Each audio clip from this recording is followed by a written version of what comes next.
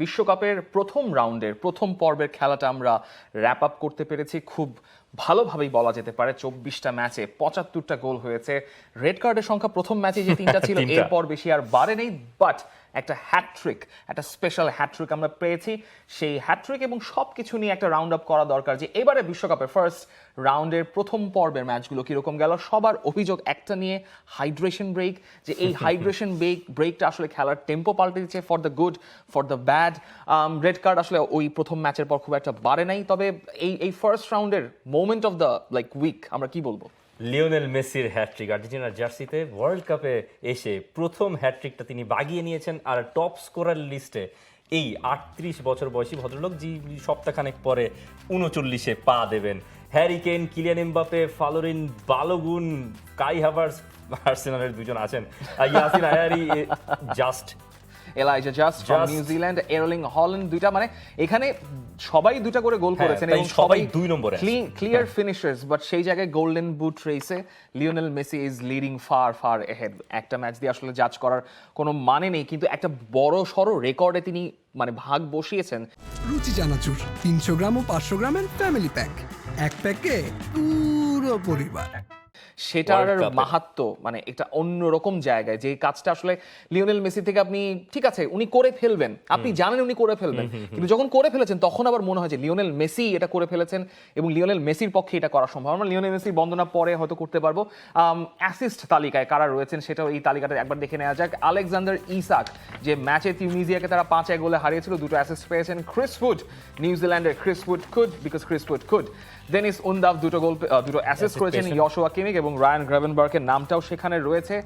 আরও কিছু ব্যাপার স্যাপার এই ম্যাচে মানে এই ম্যাচগুলোতে ঘটেছে। মূল কথা হচ্ছে হাইড্রেশন ব্রেক একটা মূল টকিং পয়েন্ট। একটা মূল টকিং পয়েন্ট হচ্ছে আপনার গরমটা যেভাবে আসলে সবগুলো টিমের জন্য কিছু কিছু ক্ষেত্রে কাজে লাগছে, আবার কাজে লাগছে যদিও মোটামুটি অনেকগুলো স্টেডিয়াম এয়ার কন্ডিশনড, যে কারণেই হাইড্রেশন ব্রেকটা নিয়ে আরও বেশি প্রশ্ন উঠছে যে যেহেতু স্টেডিয়ামগুলো এয়ার কন্ডিশনড আপনার আসলে ওখানে পানি খাওয়ার প্রয়োজন নাই, কারণ পানি খাওয়ার অনেক ধরনের সুযোগ আছে। মূলত ব্যাপারটা কমার্শিয়াল এবং গেমের টেম্পো চেঞ্জ করে দিচ্ছে বলে মনে হচ্ছে। আর কি কি আছে যেগুলো নিয়ে আসলে কথা বলা যায়? আফ্রিকান টিমসদের আধিপত্য, আফ্রিকান টিমস আর কিছু আপসেটস, যেমন পর্তুগালের ড্র করা বলতে চাই না, ডিআর কঙ্গোর সঙ্গে ড্র করাটা আই থিংক অনেকে আপসেট। স্পেন এবং কাবো ভার্দের ম্যাচটা এক্স্যাক্টলি, মানে এই দুটো match one of a historic fixture যেটা আমরা দেখেছি। এবং ভোজিনিয়ার মাকে অবশেষে ইউএসএ আনা হচ্ছে, সেই ইউএস ডিপার্টমেন্ট অফ ফরেন থেকে হচ্ছে। একটা জিনিস মিস করেছি আমরা, ডিআর কঙ্গোতে এমবোলাদিঙ্গার না থাকাটা।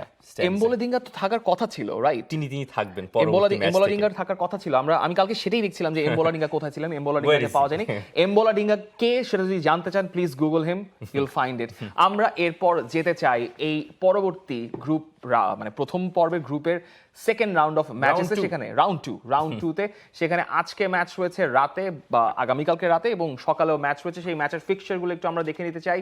প্রথম ম্যাচে কারা খেলছে, বা প্রথম গ্রুপ এ তে চেকিয়া ভার্সেস সাউথ আফ্রিকা এবং পরবর্তী ম্যাচটা রয়েছে সকালে সবকিছু মিলে। তবে চেকিয়ার ম্যাচটা হচ্ছে আটলান্টা স্টেডিয়াম যুক্তরাষ্ট্রে রাত 10টায় শুরু হচ্ছে। কিন্তু চেকিয়ার ম্যাচটা যেহেতু তারা প্রথম ম্যাচটা হেরেছে ইয়ার কাছে, এখন দলের নামও মাথায় আসে না, এমন একটা অবস্থা হয়ে গেছে। করেছে সাউথ কোরিয়ার কাছে হেরেছে। সাউথ কোরিয়ার কাছে হারার পর মিরোস্লাভ কুবেক একটা অভিযোগও করেছেন। মিরোস্লাভ কুবেক মানে চেকিয়ার কোচ, তিনি বলছেন যে এই তাপমাত্রা নিয়ে একটু সমস্যা, আসলে তাপমাত্রা যেন ওইভাবে ছাদ বন্ধ রাখা হয়, এটার একটা আবেদন তিনি জানিয়েছেন। ভ্লাদিমির কুফাল একটা অ্যাসিস্ট করে নিয়েছিলেন ওই প্রথম ম্যাচে একটা লং থ্রোয়ের মাধ্যমে। একটা ফিজিক্যাল গেম হয়তো এই ম্যাচটাতেও দেখা যাবে চেকিয়ার কাছ থেকে। দক্ষিণ আফ্রিকার বিপক্ষে ম্যাচে আমাদের জন্য ছাদ বন্ধ রাখা গুরুত্বপূর্ণ, ওই গরমে খেলা কিছুটা ভয়ের বিষয়, সেই উদ্বেগের কথা তিনি জানিয়েছেন। আর এদিকে দক্ষিণ আফ্রিকার মিডফিল্ডের যে ইঞ্জিন, একটা বড়সড় রেকর্ড তিনি করে ফেলেছিলেন। মোকোয়েনা মেক্সিকোর বিপক্ষে তিনি অলমোস্ট 93% সফল পাস দিয়েছেন এবং বিশ্বকাপে 40 বা তার বেশি পাসের মধ্যে কোনো দক্ষিণ আফ্রিকান প্লেয়ার সর্বোচ্চ সফলতার হার এটা, মানে it's a record for Mokoena and South Africa. Absolutely. South আফ্রিকার প্রথম ম্যাচের টেম্পোটা ধরতে পারে নাই, সেই টেম্পোটা ধরতে না পারার কারণে মেক্সিকোর সঙ্গে তারা 2-0 গোলে হেরেছে। আমরা গ্রুপ এ এর পয়েন্ট টেবিলটা একটু দেখে নিতে পারি, বর্তমানে কি অবস্থা রয়েছে গ্রুপ এ পয়েন্ট টেবিলে। মেক্সিকো সবার উপরে, গোল ব্যবধান তাদের 2। এরপর দক্ষিণ কোরিয়া, তারা ম্যাচে হারিয়েছিল 1-2 গোলে, যেহেতু একটা গোল তারা কনসিড করেছে তাই তারা পয়েন্ট টেবিলে 2 নম্বর স্থানে। চেকিয়া একটা গোল দেওয়াতে তারা অ্যাডভান্টেজে থাকবে, যেহেতু এবার বেস্ট 8টা থার্ড প্লেস টিম উঠতে পারবে। সাউথ আফ্রিকা প্রথম ম্যাচে দুটো রেড কার্ড দেখে কিভাবে তারা গেট ব্যাক করে সেটার একটা দেখার বিষয় রয়েছে। গ্রুপ এ এর ম্যাচটা হচ্ছে রাত 10টায়, আবার সুইচ করে আপনাকে যেতে হবে গ্রুপ বি এর ম্যাচে, যেখানে সুইজারল্যান্ড, এই গ্রুপ বি এর mighty Switzerland will face Bosnia and Herzegovina Los Angeles স্টেডিয়ামে। এই ম্যাচটা আপনি দেখবেন রাত 1টায়। আপনি জানেন ম্যাচ দেখার ডেস্টিনেশন কোনটা। সুইজারল্যান্ড মনে হচ্ছিল কাতারের সঙ্গে 4-5টা গোলও দিয়ে ফেলতে পারে, and they played absolutely brilliantly, কিন্তু কাতারও সেটা নালিফাই করেছে এবং একদম শেষ মুহূর্তে কাতারের গোলে কাতার বসনিয়া ম্যাচটা ড্র হয়েছিল। আমরা এই গ্রুপের পয়েন্ট টেবিলটাও একটু দেখে নিতে পারি যে কি অবস্থা রয়েছে। কি অবস্থা সবার উপরে এই মুহূর্তে, বসনিয়া, কানাডা, কাতার, সুইজারল্যান্ড সবাই আসলে একই অবস্থানে, কারণ সবারই পয়েন্ট এক, সবাই দুটো ম্যাচ মানে একটা ম্যাচ নিজেদের ম্যাচটা ড্র করেছে। সুইজারল্যান্ড সব থেকে ইমপ্রেসিভ ফুটবলটা খেলেছে, তো এখানে আসলে ওভাবে কোনো আলাদা করার মতো কিছু নেই। বাকি দুটো ম্যাচ নিয়ে শুরু করে দেই। এরপরে কি? এরপরে রয়েছে কাতার বনাম কানাডা, মানে কানাডা বনাম কাতার ভার্সেস কানাডা বা কানাডা ভার্সেস কাতার, কারণ কানাডা হোম টিম। ভ্যানকুভার স্টেডিয়ামে ভোর 4টা বাজে কিক অফ। কানাডার এই গ্রুপে বসনিয়া সবার উপরে।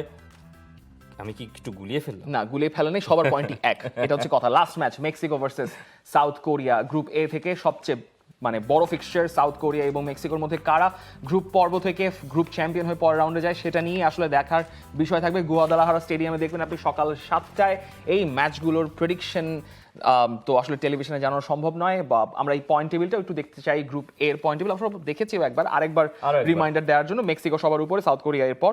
বেসিক্যালি এই ম্যাচটা থেকে নির্ধারিত হয়ে যাবে কারা গ্রুপ চ্যাম্পিয়ন হয়ে পরের রাউন্ডে যাচ্ছে। এই হচ্ছে আমাদের আজকের দ্য ফুটবল শো এর রাউন্ড আপ। আপনারা ম্যাচগুলো দেখবেন সরাসরি টি স্পোর্টসে, সেটা দেখার আমন্ত্রণ জানিয়ে বিদায় নিচ্ছি আজকে। For more updates, subscribe to our YouTube channel and click on the bell icon.